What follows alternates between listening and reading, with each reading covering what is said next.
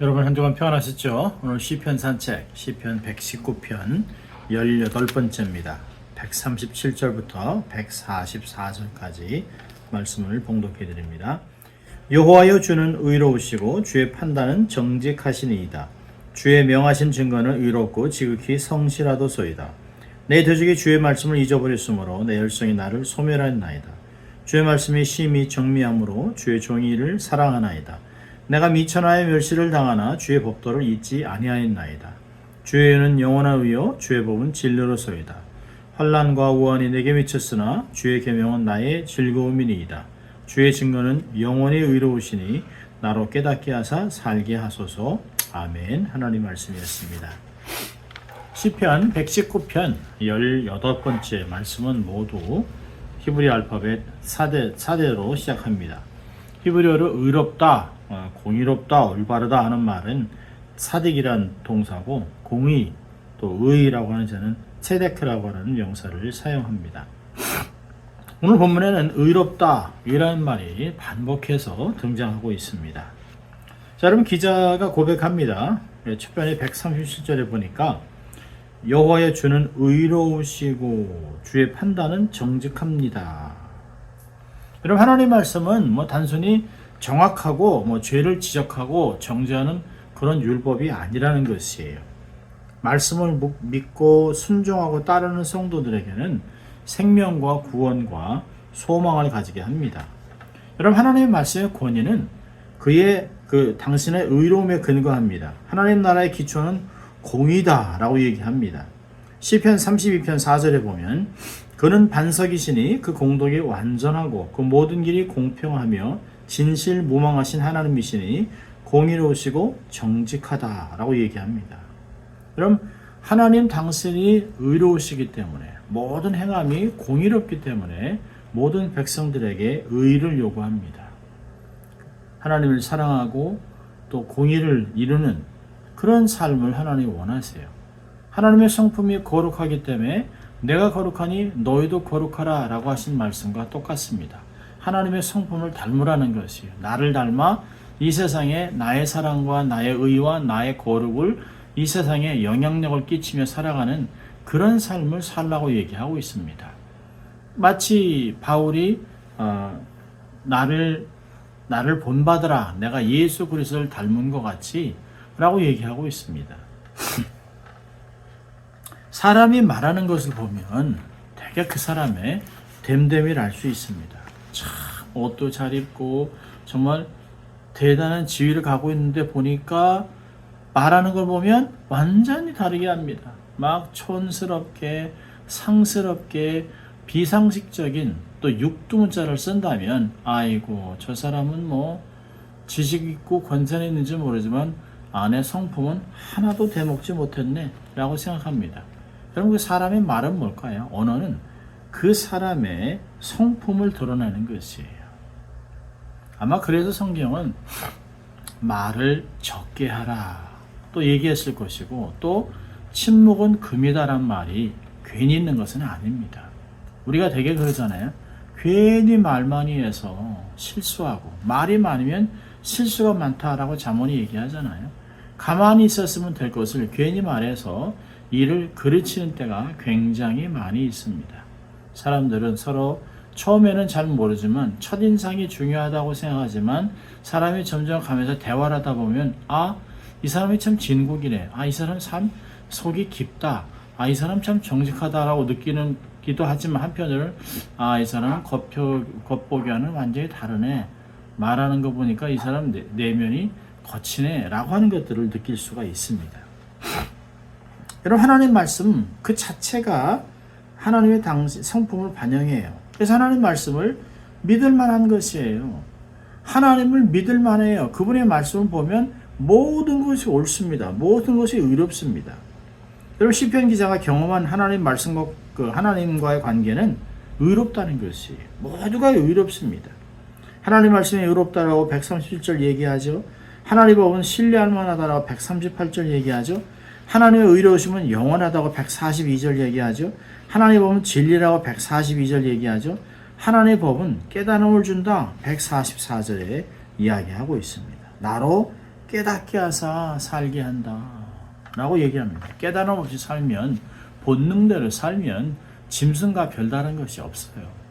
사람은 생각하고 분별하고 기준을 세우고 또 이 분위기를 보기 때문에 사실 사람입니다. 짐승과 같이 똑같이 본능대로 살고 하고 싶은 말 다 하고 먹고 싶은 거 다 먹고 하고 싶은 것을 다 하면 짐승과 다른 것이 하나도 없어요. 우리가 가끔 사람 말을 듣다 보면 처음에는 그럴듯한데 시간이 지나면서 잠깐만요. 아닌 것 같은데요. 그게 아닌데 검증해보고 싶은 그런 동의하기 어려울 때가 많이 있어요. 근데 여러분 하나님의 말씀은 그렇지 않습니다. 하나님의 말씀은 항상 오르세요. 하나님의 말씀은 절대 기준이 있습니다. 절대 가볍지 않습니다. 1.1획도 변하지 않습니다. 말씀한 대로 그대로 성취됩니다. 하나님은 시건치 않습니다. 전도서 11장 5절에 만사를 성취하신 하나님, 말씀하신 대로 이뤄가는 것을 볼 수 있어요. 예언대로 메시아가 오셨습니다. 주님 말씀하신 대로 다시 주님은 돌아오실 것이에요. 하나님은 당신의 변함없는 말씀, 정직과 성실로 이뤄가는 것을 볼 수 있습니다. 하나님 말씀은 반드시 이루어진다고 이사야 55장 10절부터 11절까지 얘기하잖아요. 비가 하늘에서 땅에 떨어져서 있는 것 같이 주의 말씀은 반드시 이루어집니다. 떨어지지 않습니다. 예레미야 33장 2절에서는 이를 행하는 여호와, 그것을 지어 성취하는 여호와, 그 이름을 여호와라 하는 자가 이같이 말하노라. 놀랍지 않습니까? 하나님은 말씀하시고 그를 이루시고 성취하시고 당신이 여호와인 것을 이 일을 통해 증명하세요. 시건치 않는다고 민수기 24장 19절에 얘기합니다. 오늘 시편 기자가 얘기하는 것은 하나님 말씀은 의롭다라고 하는 의미가 뭘까요? 하나님 말씀 맞습니다. 옳습니다. 한 자도 틀림이 없습니다. 라고 고백하는 것이에요. 그래서 우리는 창세기부터 계시록까지 모든 말씀에 아멘이라고 화답하는 것입니다. 취사 선택하는 것이 아니에요. 모든 말씀은 다 옳습니다. 의롭습니다. 하나님은 참 하나님 말씀 의롭다고 얘기한 후에 하나님은 저 말씀으로 모든 것을 판단하고 있습니다. 주의 판단은 정직하세요. 성도의 삶의 판단 기준은 뭘까요? 얼만큼 말씀을 사모하고 얼마나 말씀을 순종하고 살고 있는가를 보는 것이에요. 여러분 많은 헌신을 하고 많은 헌금을 드리고 많은 선교를 해도 말씀대로 행하지 않는다면 소용이 없습니다. 왜요? 순종이 제사보다 나은 것이에요. 여러분 부모님에게 무슨 좋은 절기 때마다 좋은 것을 사드리고 용돈을 드리면 뭐합니까? 부모님에게 툭툭 던지는 말이 부모님의 상처를 주고 부모님 말에 토를 달고 부모님 말씀을 함부로 여기면 아무 소용없는 것이에요. 고기 3근 사다 주고 사실 마음을 아프게 하면 소용없어요. 옛말에 하나도 틀린 말이 없죠. 순종이 제사보다 나은 것입니다. 여러분 하나님 말씀은 참 살았고 운동력이 있습니다. 우리가 아무리 가리고 우리가 숨기고 있어도 하나님 말씀이 우리의 생각과 모든 것을 찔러 쪼개게 합니다. 우리의 은밀한 것을 다 드러내세요. 그래서 말씀을 읽다 보면 마치 거울을 보는 것 같이 내 삶의 아주 현장에 나타난 숨어있는 내면이 확 드러나는 것을 경험할 때가 있습니다. 그런 말씀을 읽다가 그런 것을 경험하면 하나님이 특별히 사랑하셔서 은혜를 주시는 것이에요. 거부하지 마세요. 말씀을 통해 영적인 수술을 하시고 새롭게 거듭날 수 있도록 은밀하게 하나님이 우리를 교정해 나가시고 치유해 나가시고 성장하게 하는 것을 경험할 수 있습니다. 여러분 하나님 말씀은 의견이 아닙니다. 이거 했으면 좋겠다 그런 것이 아니에요. 하나님은 하라 하지 말라라고 명령을 항상 합니다. 순종해야 되는 것이에요. 하라라고 하는 것을 순종하면 확장이 됩니다. 팽창합니다. 성장합니다. 하지 말라라고 하는 것을 순종하면 보호를 받습니다. 우리가 소유한 말씀의 깊이대로 하나님께 쓰임받을 수 있어요. 우리는 화려한 저수지 같은 삶을 살아야 됩니다. 큰 물고기가 자랄 수 있고 정말 수력 발전해서 전력을 일으키고 수로에 물을 대는 생명의 사역할 수 있습니다. 여러분, 저수지는 그냥 만들어지지 않아요. 댐을 만들어 놓으면, 저수지를 만들어 놓으면 적어도 3년 동안 물을 가두어 놓습니다. 그리고 산으로부터 흘러내려온 물, 하늘로부터는 비를 다 받아서 3년 동안 그 물을 받아야 정말 적당한 물, 정말 그런 힘이 있는, 정말 수력 발전을 일으킬 수 있는 그런 엄청난 물을 갖고 있을 수 있습니다. 여러분, 처음에는 물이 적을 때는 살아봤자 지렁이, 그 다음에 진흙 속에 미꾸라지, 송사리 이런 거 삽니다. 근데 물이 점점 깊어지고 많아질수록 큰 물고기들이 서식하게 됩니다. 여러분, 이건 뭘 얘기할까요? 말씀의 저수지가 되라는 것이에요. 내 마음의 삶의 내면에 말씀을 많이 담아놔야 합니다. 내 생각과 마음에 말씀을 채워놔야 합니다. 그러면 꿈과 비전이 커져요. 생각이 커져요. 지혜와 영성이 깊어집니다. 우리의 판단력, 우리의 분별이 하나님의 기준을 갖게 되는 것입니다. 또 시편 기자는 하나님 말씀 권위를 세우고 있습니다. 139절 보니까 이렇게 얘기합니다. 내 대적이 주의 말씀을 잊어버렸으므로 내 열성이 나를 소멸하였다. 여러분, 어떤 일이 일어나도 어떤 상황에서도 하나님 말씀 중심의 삶을 살아야 합니다. 여러분, 우리의 경험이나 지식이나 실력이나 능력, 감정 중요하지 않아요. 불변하는 생명의 말씀이 중요한 것이에요. 자, 그런데 우리가 이렇게 생명과 같이 여기는 말씀을 멸시하고 함부로 취급하는 사람들을 보면 참 기가 막히죠. 여러분, 불신자들이 하나님 말씀 함부로 하는 건 그럴 수 있어야 모르니까. 그런데 여러분, 언제 안에서 분이 일어납니까? 하나님 말씀 전문가라고 하는 목회자들, 신학자들이 하나님 말씀을 거부하는 거예요. 말씀을 꺾는 거예요. 시대가 이제는 현대이기 때문에, 고전이 아니기 때문에, 옛날이 아니기 때문에, 말씀을 전했던 시대와 지금이 다르기 때문에 말씀을 자를 걸 자르고 버릴 걸 버리고 마음대로 해석합니다. 아니, 어떻게 동성애를 받아들일 수 있습니까? 교회에서. 어떻게 목사가 동성애자가 목사가 되는 것을 허락합니까? 동성애를 허락하는 교회, 목사, 교단, 신학교 기가 막히지 않습니까? 말씀을 자기 마음대로 취사 선택하고 난도질을 하는 거죠. 여러분, 이런 걸 보면 화가 납니다. 그런 교단, 그런 목사 저는 정말 멸시합니다. 견딜 수가 없어요. 창세기 1장부터 하나님은 남자와 여자를 창조하시고 둘을 통해 가정을 이루고 자녀를 얻게 하셨다. 처음부터 말씀하신 것이에요.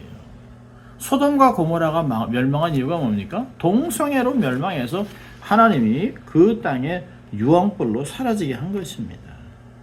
이런 성경의 말씀을 거부하고 동성애를 수용하는 참 교회, 교단 참 기가 막힙니다. 기가 막힙니다. 여러분, 이런 기가 막힌 상황 속에서도 우리는 그럴수록 그들이 우리를 핍박하고 힘들게 하고 옛날 고대 그냥 고리타반한 책을 왜 믿느냐라고 믿는 사람들을 거부하고 더욱 순종하고 말씀을 사랑해야 됩니다. 말씀에 대한 열정을 가져야 돼요.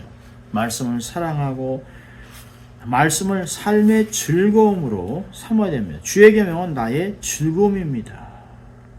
삶의 환난과 우환이 내게 미치지만 주의 계명은 나의 즐거움이라고 143절에 고백합니다. 이 말씀은 우리에게 생명을 얻게 하는 깨달음을 주는 생명으로 인도하는 말씀입니다. 자, 이 말씀을 통해서 우리가 한 두 가지만 적용을 해본다면, 첫째로 어떤 상황에서도 말씀을 붙잡으라는 것이에요. 어려울수록 하나님의 말씀을 붙잡아야 합니다. 여러분, 말씀으로 상황을 해석해야지 세상에 나와 있는 현상을 가지고 말씀을 해석하면 안 돼요. 상황이 이러니까 아니요. 상황은 어떠할지라도 말씀에 근거해서 거부할 건 거부하고 수용할 건 수용해야 됩니다. 사람들이 안 된다라고 얘기하도록 말씀이 받으라 라고 하면 받아야 하는 것이에요. 사람을 찾아다니면서 뭐 어떤 뭐 지식을 얻으려고 뭐 시시비비를 가리는 거 중요하지 않아요. 하나님의 말씀에 귀를 기울이는 것이 중요합니다. 여러분, 환난 때 붙잡아야 될 것은 말씀입니다. 생명줄이에요. 생명줄. 생사를 가르는 것이에요. 어려움을 통과하면서 말씀을 붙잡으면 길이 보입니다. 길이. 여러분, 말씀은 어려움을 극복하는 길이에요. 여기 시편 50편의 15절에 이런 말씀 제시하잖아요. 환난 날에 나를 부르라. 내가 너를 건지리니 내가 나를 영화롭게 하리라. 하나님이 환난 속에서 하나님께 영광을 돌리는 방법을 우리에게 제시하고 있습니다. 또 말씀은 환난의 목적을 알려주고 있어요. 우리를 연단하려고 하는 것이에요. 스가랴 13장 9절에 내가 그 3분의 1을 불 가운데 던져 은같이 연단하며 금같이 시험할 것이라. 그들이 내 이름을 부르리니 내가 들을 것이며 나는 말하기를 이는 내 백성이라 할 것이요 그들은 말하기를 여호와는 내 하나님이라 하리라. 하나님이 연단하기 위해서 주시는 것이에요. 또 이 말씀은 환난의 정도를 이야기합니다. 믿음의 분량대로 준다는 것이에요. 사람이 감당할 시험 밖에는 너에게 당한 것이 없나니 오직 하나님이 미쁘사 너희가 감당치 못할 시험 당함을 허락지 아니하시고 시험 당할 쯤에 또한 피할 길을 내사 너희로 능히 감당하게 하시느니라. 고린도후서 10장 13절은 이야기합니다. 또 고린도후서 5장 7절 보니까 인생을 살아가는 방법을 알려주세요. 믿음으로 살라라고 얘기하고 있습니다. 우리가 믿음으로 행하고 보는 것으로 하지 아니하미로라. 보는 것으로 한다면 얼마나 낙심할 게 많습니까? 소망을 잃어봅니다.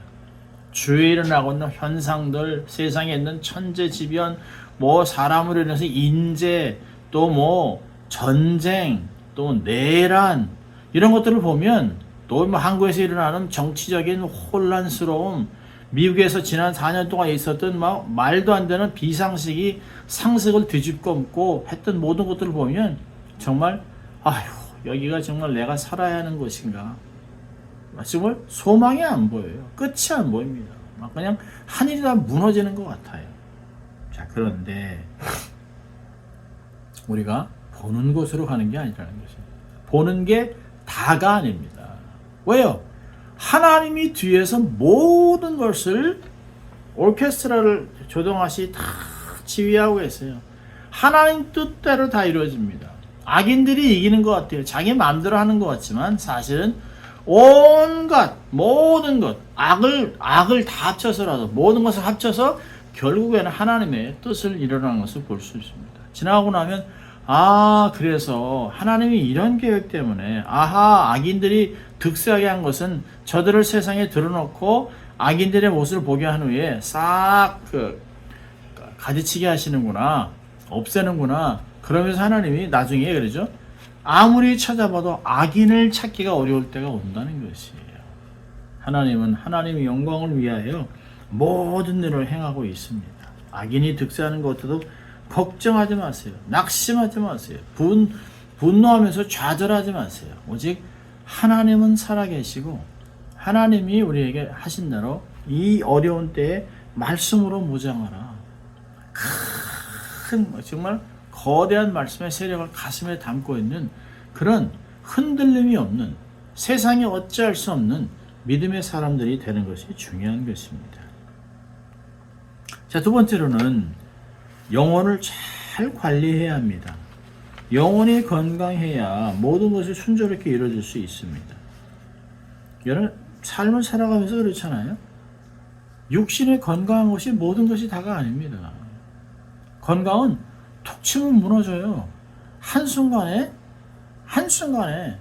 뇌를 살짝만 이렇게 영향을 주면 풍이 옵니다. 마비가 옵니다. 심장 마비가 옵니다. 아무것도 아닌 것이에요. 육신은 조금 약해도, 연약해도 영혼이 잘 돼야 합니다. 속사람이 강건해야 합니다. 그래야 내면의 건강함으로 우리의 속사람의 건강으로 우리 겉사람이 살아가는 것이에요. 영혼을 잘 관리하는 데 필요한 것이 중요합니다. 말씀과 기도, 양식과 호흡이 필요합니다. 말씀을 주야로 묵상하면 형통하겠다. 여호수아 1장 8절 얘기하잖아요. 영혼이 육신을 이끌어가게 해야 됩니다. 우리 육신의 정욕의 자랑, 정욕이 원하는 대로 끌고 갈 수 있게 하면 안 됩니다. 생각이 통제를 해줘야 됩니다. 하나님보다 높아진 것들을 사로잡아 그리스도께 복종해야 합니다. 생각을 잘 관리해야 됩니다.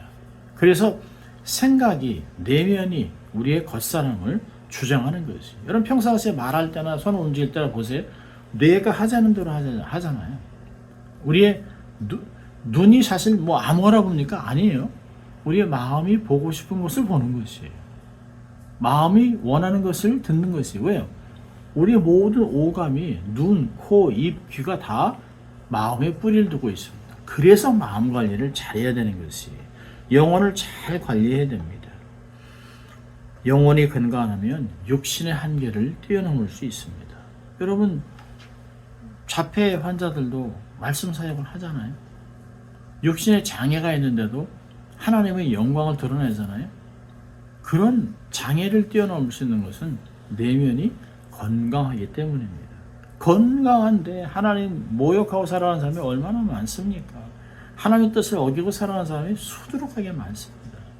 육신의 건강이 다가 아닙니다. 물론 육신도 건강하고 내면도 건강하면 다 좋죠. 그래서 영혼이 잘된 것 같이 범사가 잘되고 육체가 강건하기를 바란다 라고 요한일서 1장 3절은 요한 3서 2장은 2절은 얘기한 겁니다. 오늘도 말씀으로 주께 가까이 나가면서 삶 속에서 하나님의 의를 세워가는 귀한 삶을 사시기를 주의 이름으로 축원합니다. 기도합니다. 하나님 아버지 감사합니다. 오늘도 의로운 말씀으로 우리를 더욱 의롭게 인도하시기 위하여 또 말씀을 깨닫게 하신 주님 감사합니다. 하나님의 의로우신 것 같이 우리도 의로운 삶을 살아 세상에 거룩한 영향력을 끼치며 살아가는 승리하는 성도들 다 될 수 있도록 하나님 축복하여 주시옵소서. 감사하고 예수님 이름으로 기도합니다. 아멘. 한 주간 승리하시기를 바랍니다.